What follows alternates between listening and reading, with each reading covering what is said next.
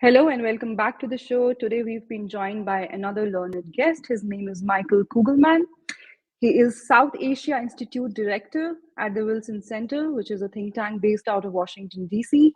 He is also a weekly contributor to Foreign Policy, the magazine. Welcome to the show, Michael. Thank you so much for your time today. Thank you very much for having me. Michael, what do you think are the key drivers behind the recent improvement in Indo-US relations, or the recent upgradation, or the sudden upgradation? Do you think it is organic and sustainable? I think that I guess I could identify three factors for why we've seen this relationship take off in a big way. And then a fourth factor that I think is somewhat speculative, but still important. The first one is that, this relationship has actually been building up for quite a few decades. It's not that it came out of nowhere. As you know, you go back to the early 90s when India's liberalization reforms opened up a lot of opportunities for broader trade relations with countries in the West, including the US. And then we saw in the early 2000s, the relationship started to take off in other ways, particularly through shared interest on counterterrorism coming out of the 9/11 attacks. This relationship has been evolving and experiencing exponential growth for several decades. The second factor for why the relationship has been experiencing so much rapid growth is that both the U.S. and India have seen their relations with China fall to really their lowest levels in many decades. And so that's been a big spark. And the third factor, quite frankly, is President Biden. This is someone who has, going back to his days as a senator and vice president, he's been a big backer of a stronger relationship with India. And he had been, for years talking about the relationship with India as an indispensable one, the most important relationship of the 21st century. Maybe that's hyperbole, but it showcases just how big a deal he attributes to the relationship. And the fourth factor, and this is a bit speculative, but I think one should consider it, is that both India and the U.S. have elections coming up next year, and I think that perhaps there's a desire on the part of both governments to try to move as quickly as possible, get as much done with the relationship now, given that both governments will likely be focusing a lot more on domestic politics and going into campaign mode as we get into next year.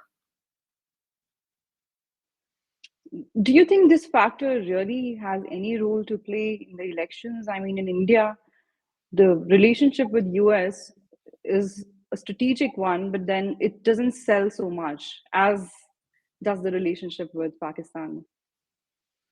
Yeah, I mean, it's a good point. My sense is that there's pretty strong bipartisan support, multi-partisan support in both the U.S.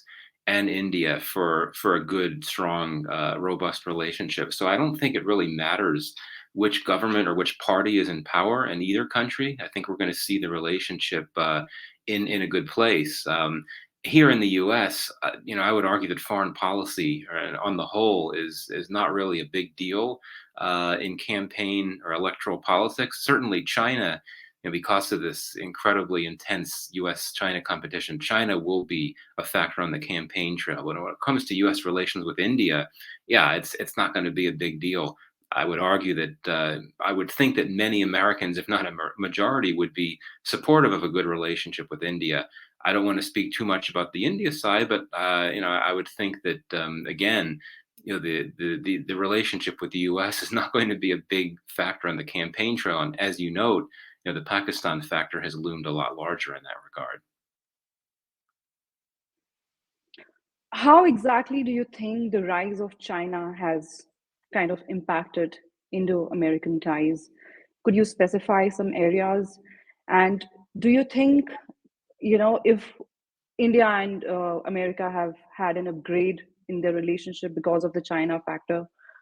Again, I'll ask you the same question. Do you think it's sustainable and it is always going to stay this way? Yeah, it's a great question. And I would argue that China has been a critical factor in driving the U.S. relationship for many decades, not just over the last few decades. As you would know, I'm sure, if you go back to the late 1950s and into the 1960s, the Eisenhower administration and then the Kennedy administration were both keen to strengthen relations with India, viewing India as a significant democracy that could work with the U.S. to counter communist China. And it's easy to forget that, given that that happened so long ago. And of course, the U.S.-India relationship went in a very different direction, starting in the early '70s in particular. But that's an important factor. But in terms of more recent years, absolutely, one cannot overstate enough just how much the China factor has driven this relationship. And I would argue that one reason why we've seen the U.S.-India relationship become much more multifaceted in recent years, in the sense that you have budding cooperation, not just in the security space, but also in areas like tech and innovation, higher education, space technology, so many things.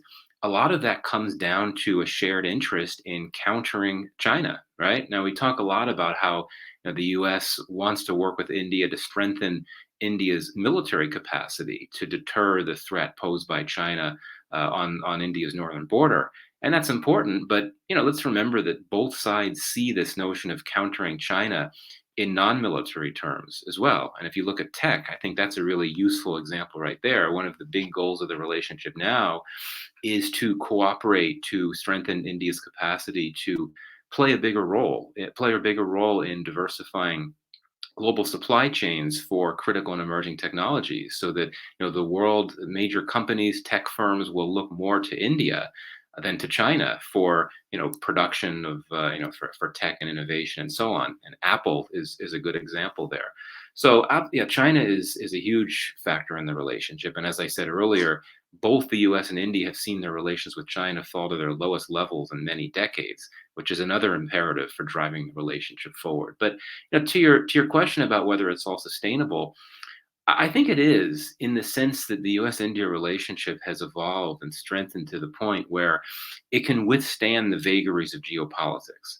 So what I mean by that, let's suspend our disbelief for just a moment here and assume that at one point, the U.S. and China reconcile, and or India and China reconcile, and China is no longer a shared concern of the U.S. and India.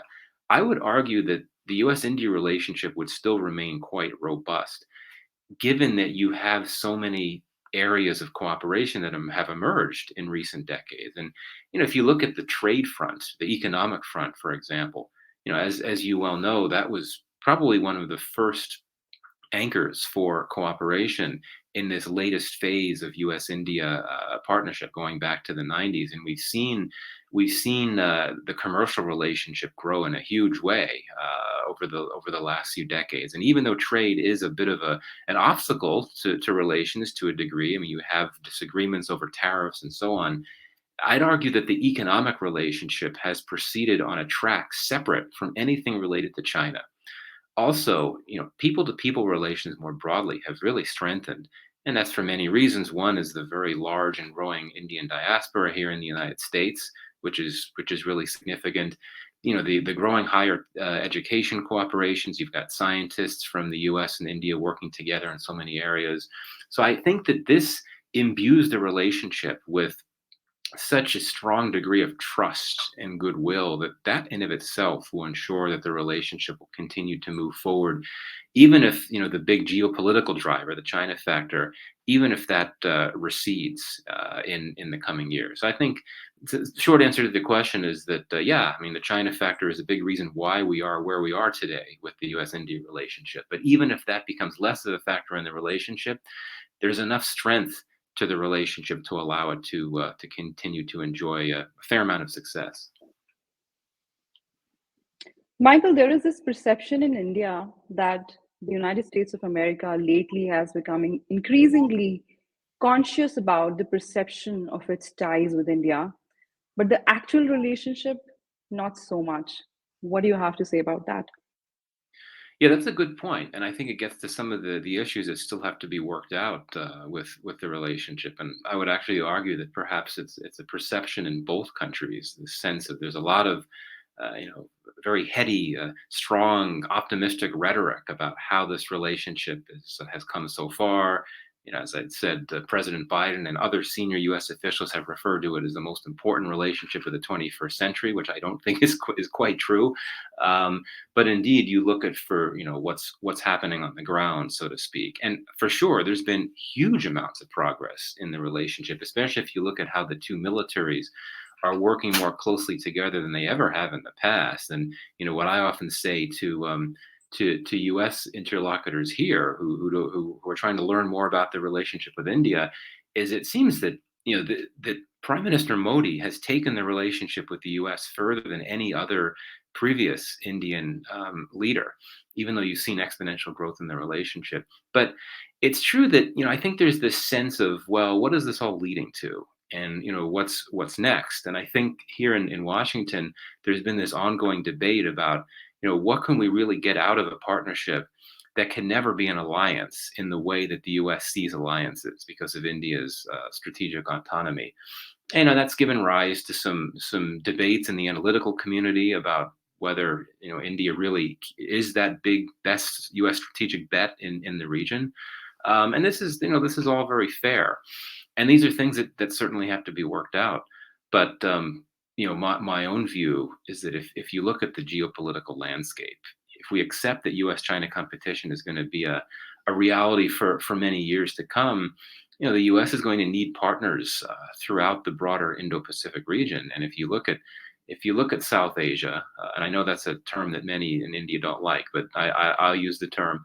If you look at South Asia, there's no other country that could play the role that India can in this effort to counter China, just because India is the only country in that region that has this its own deep rivalry and competition with China.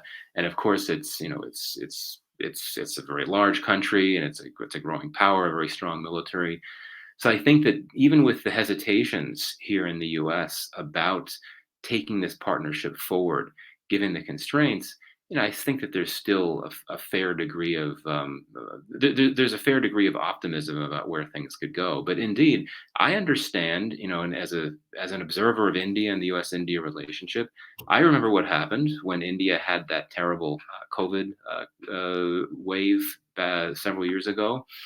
And the perception was that the US was very slow to respond. You didn't have any types of messages of support or solidarity from the Biden administration, even though so many No, other. the allegation was much stronger. It was being alleged that the United States of America is blocking the supply of the basic ingredients that were required to produce vaccines. That was the allegation. There were many reports on that. Right, exactly. And this is I see where, yeah, that's a whole other issue for sure, absolutely. My point is, I know there were perceptions among many in India that Russia was expressing its support and solidarity and offering pledges of support much more quickly than the U.S. did. It sort of brought up questions about, well, is the U.S. really as close of a friend as we're told it is? Maybe Russia remains our most trusted partner, even though, quite frankly, the reason for why the U.S. was so slow to respond, it was bureaucratic, as I understand it. The Biden administration was still relatively new. You didn't have enough people in positions high enough to be influential where you could knock on the White House door and get the White House to move. But yes, your point that you mentioned is a valid one, and I think that whether it's true or not, it highlights the fact that despite all the forward movement in this relationship, there still are some baggage from the past. I think from the Cold War years, and some lingering mistrust, and on both sides, and that has to be worked out for sure. You said there's some baggage from the past. I think there are still, issues or non-issues, whatever you want to call them, that largely continue to concern the people in India. There is also this perception that a section of US media, time and again tries to paint a very sorry picture of India, and that section of media is an extension of the government of the United States. How do you see this allegation? Do you think there's any truth to it? I mean, I do understand the complexity of it, but this program is basically to, you know, make it easy for an average viewer to understand this. Well, I mean, first of all, it's quite clear that these media outlets in the U.S. that oftentimes offer critical coverage, negative coverage of India, they're not tied to the U.S. government. I mean, certainly, National Public Radio and PBS, Public Broadcasting Services, those are, they do receive financial support from the U.S. government, but these other outlets, the New York Times, Washington Post, the others that have been criticized by many in India, let's be very clear. These are independent media. They have absolutely no connection to the U.S. government, and they're oftentimes extremely critical of U.S. policy. So let's make that very clear. Now, in terms of the media coverage of India, U.S. media coverage of India, no, absolutely. It oftentimes is negative, and I know that many critics in India have pointed to the fact that some of the most prominent op-ed writers in the Washington Post and New York Times, they tend to be critical of India, or they're written by individuals that are critics of Indian policy. I don't really have a response to that. Only to say that it's a complex story in the sense that there's plenty of other coverage that comes out that is not negative, is not critical, and I think that I'm not a journalist. I'm not in the media, so I can't speak for the U.S. Media. But I think there's something to be said for the idea of bringing attention to issues that would appear to be concerning, particularly when it comes to matters of social justice and things like that. And so, for example, concerns about human rights, democratic backsliding, a term that I know many in India don't like. You see that very frequently in the U.S. media. But these are big themes for many media outlets, and I think that many journalists see themselves as these individuals that are meant to bring attention to troubling things that are happening around the world, particularly when it comes to crackdowns on the press and so on. So they're going to highlight that, especially in a country like India, which has long been, associated with this idea of the world's largest democracy. So I acknowledge your point, but I think this just how things are, and it does go broader than that as well. It's not that you have these unrelentingly hostile U.S. media outlets that are out to get India. It's nothing like that. It's just a matter of how coverage is. The choices that newspapers and news outlets make about how they want to cover different areas of the world. It's not just India. You see similar types of coverage of other countries around the world as well. Okay, we see a clear bias in there. I mean, you may not see that. And anyway, you are not supposed to be answerable for what an average journalist does, right? Okay, so my next question to you is, what do you think are the implications for India because of US being too friendly with India in Indo-Pacific? Can Sorry, there be any? could you repeat the question? What I'm trying to ask you is that the US has been getting increasingly friendly with India. Could there be any implications for India because of that? I mean, the Chinese are certainly not going to like it. They've already expressed their displeasure that US has gotten India on the same democracy bogey, and it's the same BS all over again. What do you have to say about that? Well, I think there's very good reason to believe that the one of the reasons why Beijing applies its wolf warrior diplomacy, so to speak, toward India, which includes these aggressive assertions of their interests, including over territorial issues. One of the reasons why they do that with India, I think, is because of their recognition of the fact that India is deepening its military partnership with the U.S. And we still don't know exactly what triggered the Ladakh conflict or clash in 2020. This has been debated for several years now. But I think that China did recognize the fact that India was growing closer to the U.S. and perhaps Beijing wanted to test, how India would respond, how the U.S. would respond, and maybe it was just meant to, to send a tough message to India. So I think that certainly that's a factor. But and also the Quad. I mean, the fact that the Indo-Pacific Quad has become what it is, it's become this very prestigious, influential regional body. And India, of course, being the only non-Pacific power that's a part of it, I think that's something that Beijing notices as well. And Beijing, of course, takes a very hostile approach to the Quad, as does Russia, for that matter, which makes sense given its strong relations with China.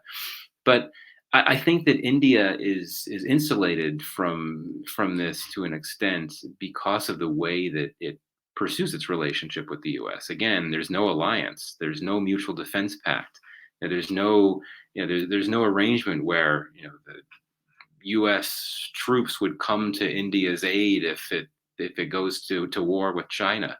And if you look at the Taiwan issue, right? I mean, if China were to invade Taiwan, India would not play a role in that. The U.S. might play a role in that. India would most likely not. So I think that the negative impacts for India coming out of its deepening relationship with the U.S. in terms of how China could respond are, I think, mitigated by the fact that India has this very strong security partnership with the U.S., but it's not a formal alliance. Even if China doesn't see it that way, the actions on the ground, the reality on the ground shows that. The fact that India has consistently publicly said that it's not going to join the alliance system, and so on, and also the fact that India has been able to maintain a modicum of cooperation and engagement with China, even with things really bad over the last few years. Trade has continued.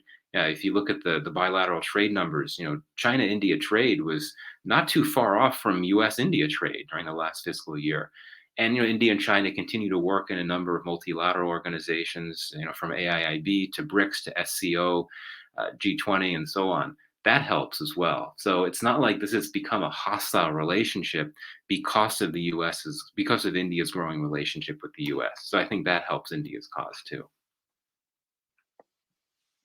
If there can't be military cooperation between the two countries, as you rightly pointed out, and I feel the feeling is pretty much same in India.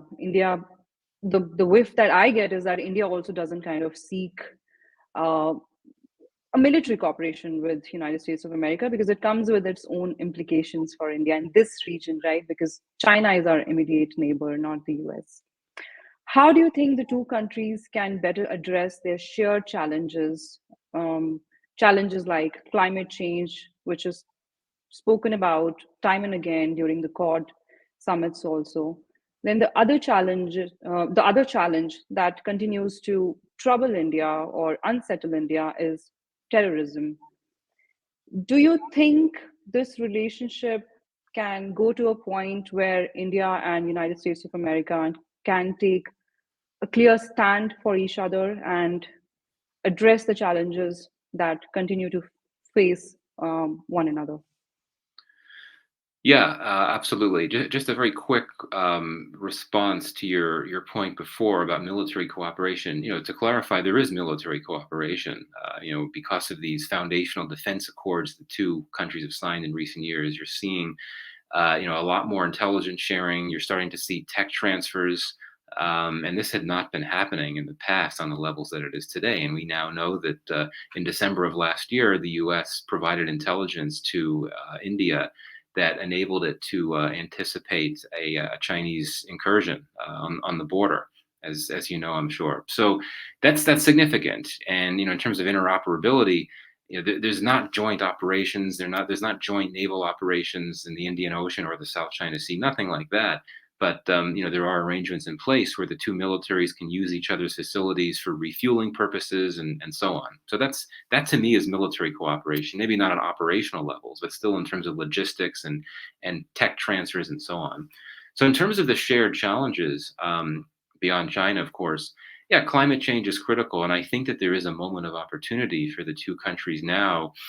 But it could be a limited window depending on how things play out in the elections in the US and India next year. Both Prime Minister Modi and President Biden have elevated climate change to really top priorities, climate change mitigation. And so clearly there's a lot for the two sides to talk about. And in fact, clean energy cooperation has become one of the many new areas of cooperation between the two sides. The US has a relatively new government agency called the International Development Finance Corporation, which is meant to provide financial support to infrastructure investments throughout the Indo-Pacific to counter China, of course. And as I understand it, there have already been a few deals in India for solar, a few projects that go towards solar power production and related things. So they're already talking about these things. And also what we have seen with this government, this Indian government, is that there's been an evolution away from the policy of, well, India is a developing country and it has a right to essentially, not pay attention to what the Western countries are telling us to do about mitigating carbon emissions, because the developed world polluted for a long time when it was industrializing and growing economically. You're not seeing that position as much anymore. I think it was remarkable when Prime Minister Modi, at not too long ago, pledged to bring India to a zero emissions country by what, 2070, which is not too long from now. So there's a window of 2040. By opportunity. 2040, I assume. Okay, I'm not sure. Maybe 2070. It wasn't that long ago. But anyway, 2070, I think, is the target. But if President Biden, if President Biden were to lose the election, and if someone from another party were to win the election, that may bring in someone that wouldn't be as keen to pursue climate change mitigation and make it a big foreign policy priority as the Biden administration has. So it's a priority now, and there's been a lot of forward movement. But we'll see what happens with the election results. In terms of terrorism, yeah, this is an interesting one, because I think this is where, certainly, generally speaking, the two countries see eye to eye on this issue. And as I said, that shared concern was sharpened after the 9/11 attacks. But here's where the Pakistan factor comes into play, and I think it's clear that one of the challenges for U.S.-India relations has been that each country has preferred to have, or not preferred, each country has had strong relations with the other's core rival. The Russia factor here looms large, and also the Pakistan factor. But my sense is that, broadly speaking, the issue of Pakistan-based, Pakistan-sponsored terrorism, that has never ceased to be a concern for the U.S. Even as it's pursued its relationship with Pakistan and the Pakistani military. But if you look at the trajectory of U.S.-Pakistan relations, it's very uncertain, I would say.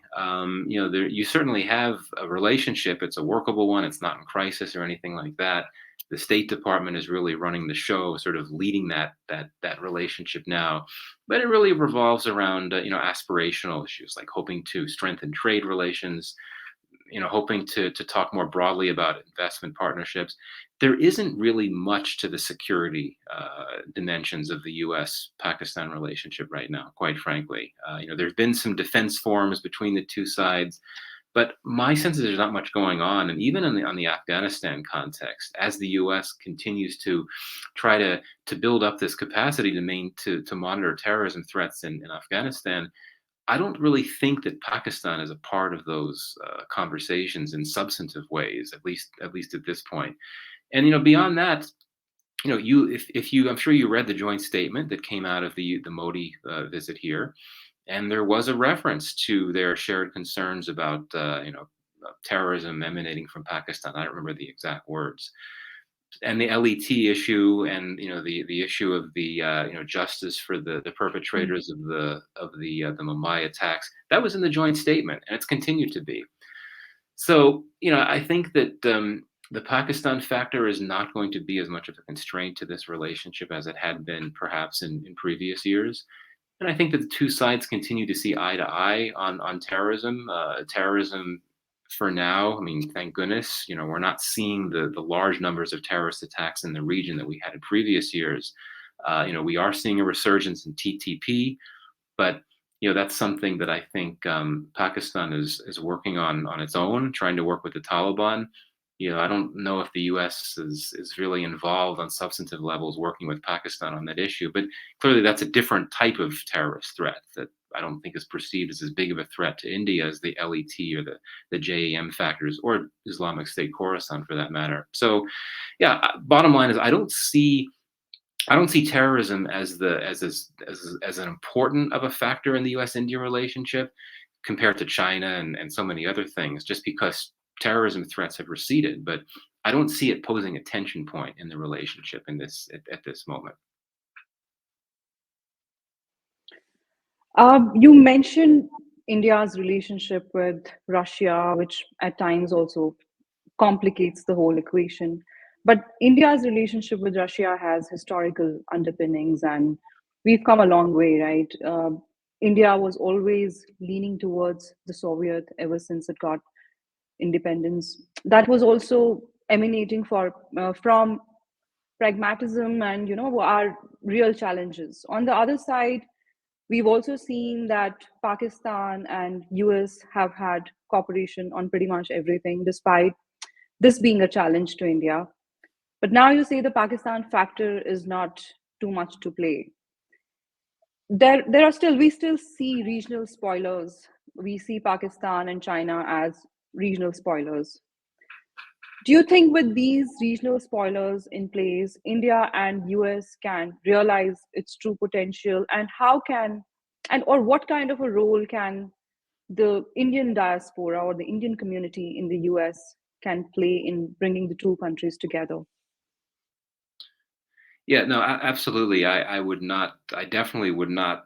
Maybe I was didn't convey my point well enough. I was not suggesting that Pakistan should not be perceived as a challenge or a concern for India. I think that in the context of the U.S.-India relationship, it's not. But certainly, Pakistan's alliance with China is such a huge geopolitical factor, and that's it's sort of one of these constants of geopolitics, I think, sort of like US-China competition. Pakistan-China alliance is not going to go away, even if CPEC and BRI more broadly have experienced some challenges, and China has gotten a bit concerned about terrorism threats in Pakistan. It's caused it to hold back a bit from investing more in Pakistan.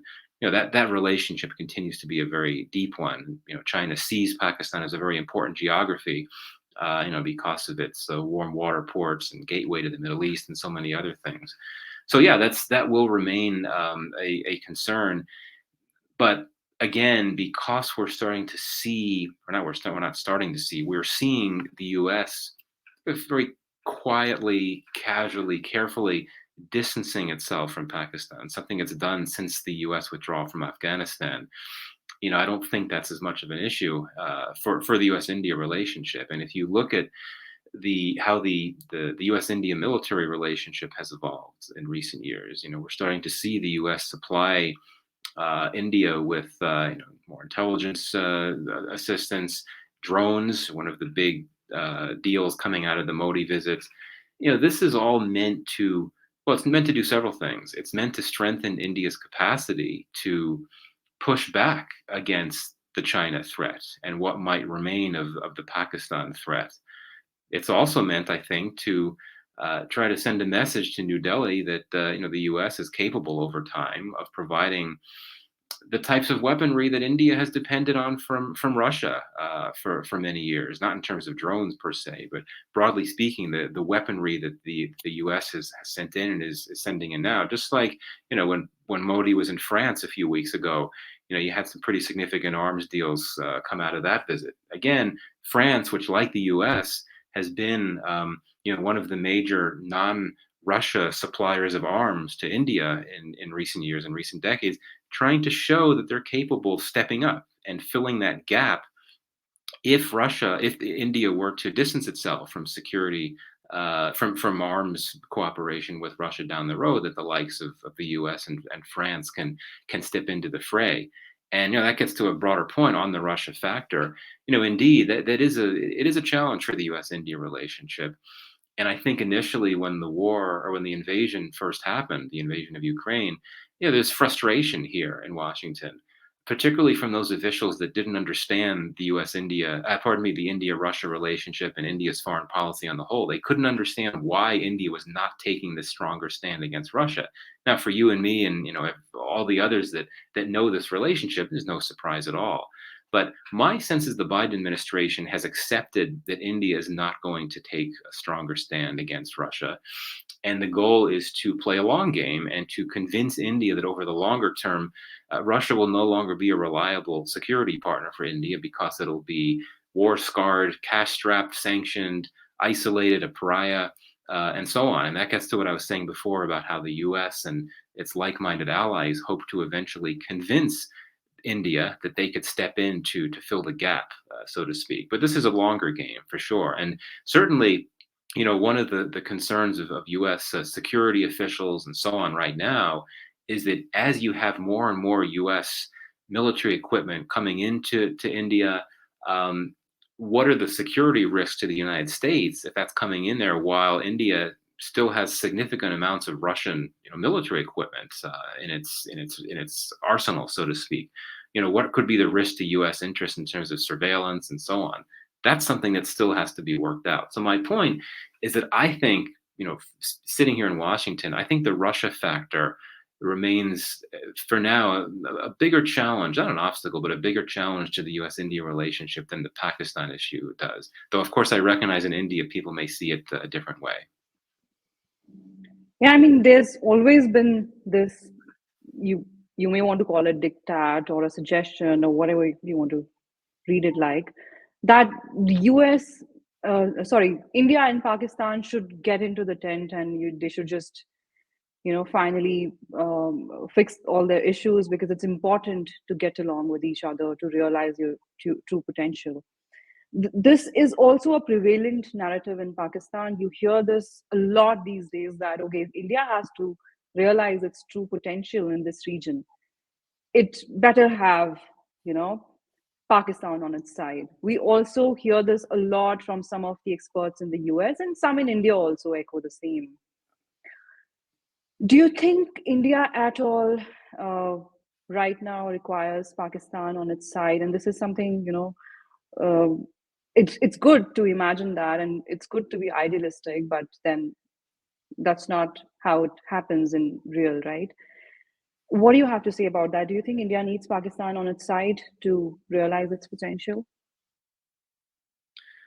Well, I mean, put that way, no, I don't think so. India has been quite capable of modernizing its military and growing out its economy to be one of the region's great success stories, and really strengthening its role on the world stage. And it hasn't required better relations with Pakistan to do that. I think it's so. And my sense is that India doesn't perceives China as a much greater strategic and security concern than it does Pakistan. Aside from the lingering concerns, they're very real, but nonetheless, lingering concerns about, Pakistan-based, Pakistan-sponsored terrorism. But no, I don't think it needs Pakistan to help engineer or further its rise. I mean, it's clearly risen to a great extent already, with a very bad relationship with Pakistan. But I think that where I would take a different position is when you look at how the nature of global threats has evolved and will continue to evolve. We're starting to see that the biggest threats to the world are shared threats, right? Pandemics, certainly climate change. These are threats that impact everyone. Obviously, some countries more than others, but India and Pakistan and the broader region are equally at risk, vulnerable to these threats. So I think in that sense, there's a strong interest over the longer term of India and Pakistan finding ways to bury the hatchet enough so that they could at least figure out ways to work together to deal with the risk posed by climate change, pandemics, at all. That didn't happen, during the COVID pandemic. I know that Prime Minister Modi had convened a meeting at SARC, as I recall, to try to forge some type of collective cooperation, but that did not result in India and Pakistan working together on COVID-related issues. After Pakistan's horrible floods last year, which were clearly fueled, at least in part, by climate change, there was some talk about how maybe there could be some trade opened up between India and Pakistan to allow some cheap food to come into Pakistan. Nothing happened on that front, which one can fault Pakistan for as well, quite frankly. But you're not seeing much progress on that front. But I think that there's something to be said for better relations down the road to just make it easier for the two countries to work together on these threats that have nothing to do with terrorism or Kashmir, the issues that have been the main reasons why the relationship has not been able to work, among other reasons.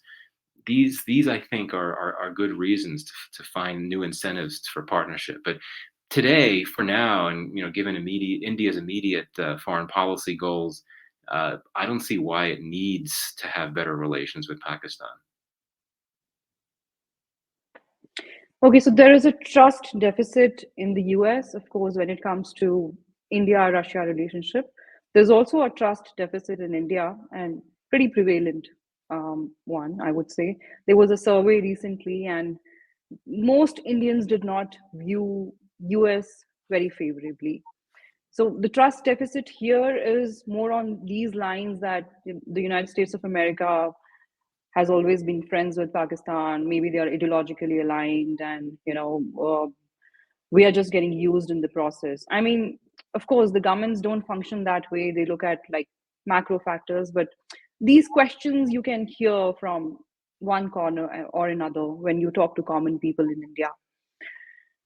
What could be done to mitigate, this trust deficit? To how do we get out of this to build a better relationship?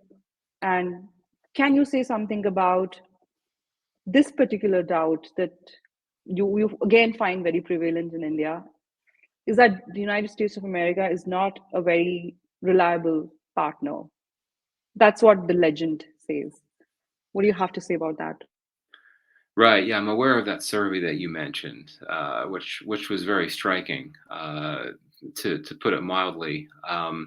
Yeah, I mean, I think that these are difficult things to work out. I certainly think that this U.S. government focus on uh, the rights factor, the rights and democracy issues in India, that probably doesn't help its cause when it comes to public diplomacy across the board. I know that many in India, certainly the government, but also many within the public, would much prefer that the U.S. not be taking that position. So honestly, if the U.S. government, whatever government is in power, were to sort of step back from that and not, focus on these issues, that might help address those perceptions. But honestly, to be very candid, I mean, for so long, the U.S.-India relationship on both sides has been defined as a values-based relationship.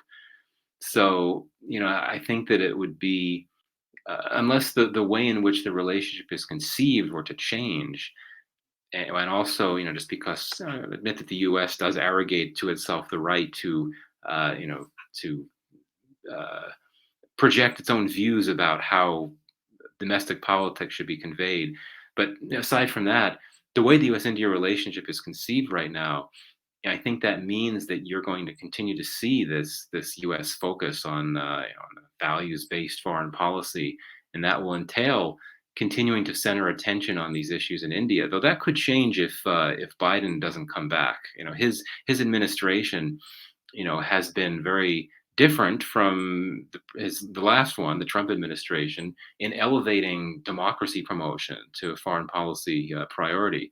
So, if you get a Republican president, a Republican administration, you may see a bit less than that, quite frankly. But then again, you have these institutional consistencies. The State Department, as you know, every year issues a report on the state of religious minorities. And other U.S. government agencies do something similar. That's a bipartisan thing. It happens no matter who's in power. So that will continue. But I acknowledge that perhaps if the U.S. were to step back a bit from this very frequent focus on democratic backsliding, minority rights, and so on, as important as that is from a U.S. perspective, that could perhaps help build the perception, strengthen perceptions. But what I would say is that you have such a strong bipartisan desire in the U.S. to really build out this relationship with India in ways that you have not had, the ways that you didn't have, certainly during the Cold War and even for the few decades after that. So I think that commitment is there, and I think that could help to an extent as well. But no, I think aside from that, there's ultimately there's always going to be suspicion, baggage from the past, and there may be nothing that could be done about that in the immediate term, other than time, and just hope that as the relationship continues to strengthen and remain robust, that at that point some of the baggage will melt away. And if the India-Russia relationship were to recede a bit, which it may, that could have an impact on Indian perceptions of the U.S. as well, given that my sense is that there's this tendency to frequently to compare Russia and the U.S., and to see Russia as the more dependable, consistent, predictable, low maintenance partner compared to the U.S. But if India's relations with Russia this sort of take a bit of a plunge, or if they recede for whatever reason, that could change those perceptions too.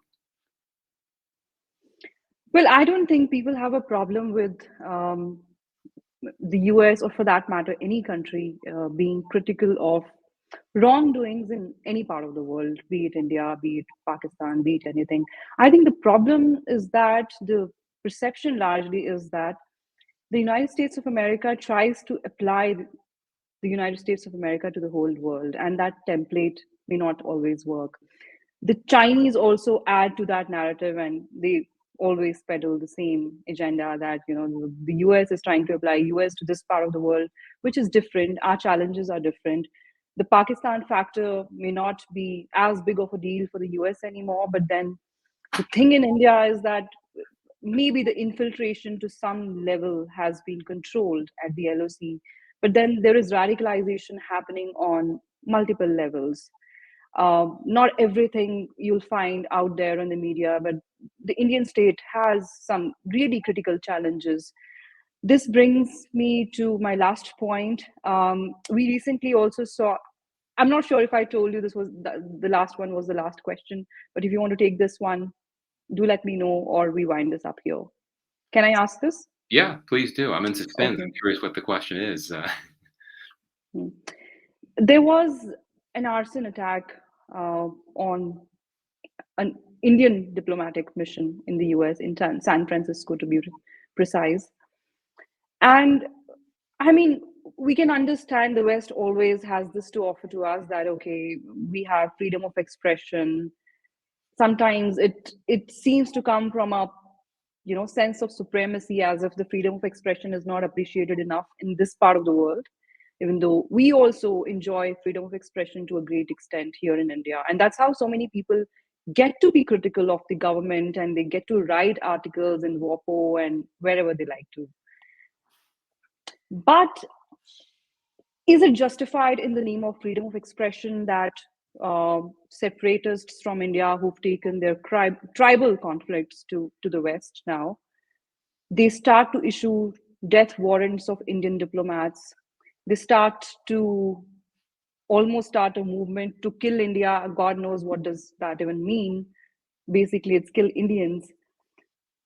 Does it fall within the framework of freedom of expression? And what are the steps that the US plans to take to tackle this menace? Because this is now impacting common Indians also, the Indian diaspora in the US. We've seen them getting attacked and being victims of hate crimes lately by the Sikh separatists from India. Does US have a plan to deal with this? Right. Yeah. So you're talking about the Khalistan issue. Of course, yeah. This is indeed very significant. I don't know, to be quite honest, if the extent to which U.S. policymakers have thought about this issue and its implications for the relationship with India and so on. But what I do know is that when you've had these few incidents of attacks on Indian diplomatic facilities, the one in San Francisco comes to mind.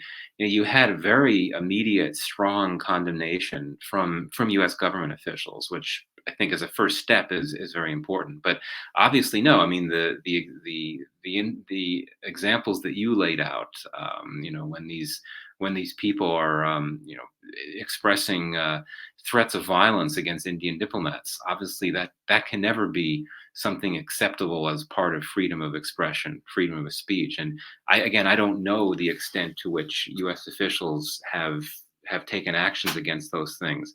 I really don't know, but I would think that U.S. officials would think the way that I do, that any type of threat of violence against a diplomat or diplomatic corps, that's not freedom of expression. That's against the law or something close to it. So yes, I'm aware that this is a growing concern for many in India, and I know that this is not a concern playing out only in the U.S. I know Canada and the U.K. and Australia and some other places there have been incidents as well. But my sense is that Washington has been particularly in the U.S. case. There's been a particularly rapid rhetorical response when these incidents have happened, condemnations and so on. So I think that's a good start.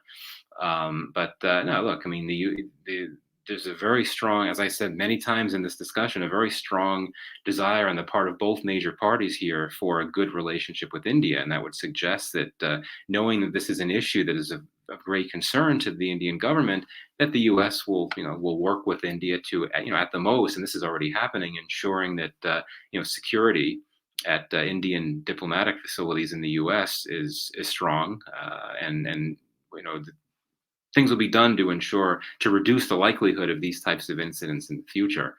But beyond that, I don't know what the details are, but any plans to focus on this issue more closely. Sure. Thank you so much for your time today, Michael. The discussion was pretty wholesome. You uh, pretty much responded to each question of mine. Is there anything you want to add, or shall we wind up? No, it was comprehensive. So yeah, I think we covered all the key points. Thanks a lot for some great questions. It was a pleasure to have you today on my show, and we shall try and talk soon again. Bye for now. Thanks a lot for having me.